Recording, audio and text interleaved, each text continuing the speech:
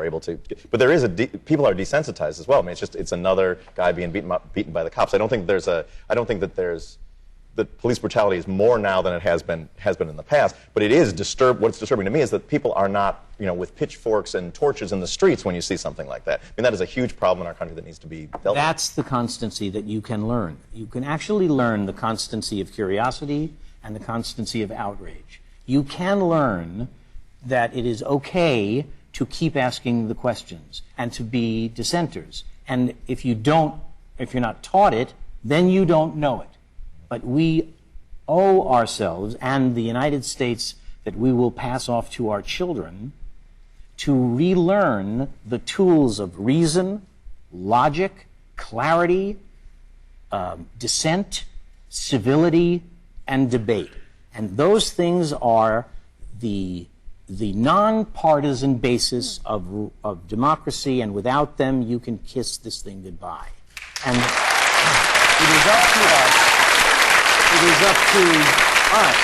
It wasn't because of a conspiracy that this left. It was thoughtlessness.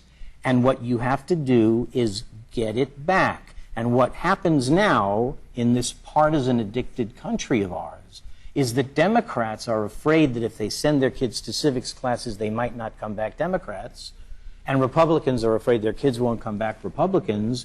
But civics, the expertise needed to understand Western Enlightenment and civil liberties is not something you're born with. You have to learn it. And we teach our kids what we want them to know, and we don't teach them what we don't want them to know. And that's not a conspiracy, that's human nature. And we have to remember that unless we teach the ideas that make America a miracle in government, a miracle that everyone knows is a miracle, unless we teach what that means, then it will go away in your kid's lifetime. And we will be a fable. We will be a tale told about this place that used to stand up for blah, blah, blah. You have to teach it. You have to find the time and creativity to teach it in school. And if you don't, then you will lose it to fundamentalists of any stripe. You will lose it to stupidity. You will lose it to the darkness. And what this country represents is a tiny twinkle of light in a history of oppression and darkness and cruelty. And if it lasts for more than our lifetime or our kids' lifetime, it is only due to the fact that we put some effort into teaching what it is, the ideas of America, the idea of opportunity, mobility, of freedom of thought, freedom of assembly. And if you don't teach it, it'll go away. And in the middle of the night when the towers fall, we will not say, what am I responsible for? We will say, tell us what to do. Mm-hmm. And remember, democracy in any form is only 200 or 300 years old.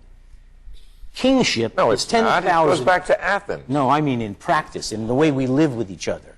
In the practice. Well, they practiced it in ancient Greece. And then it went away for 2,000 years. And what we've had is monarchy and theocracy and a kind of God tells the king and the king tells us.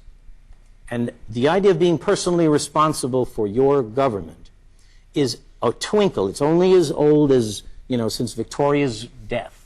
And we have to support it, or we will else instinctively react as we have for 10,000 years.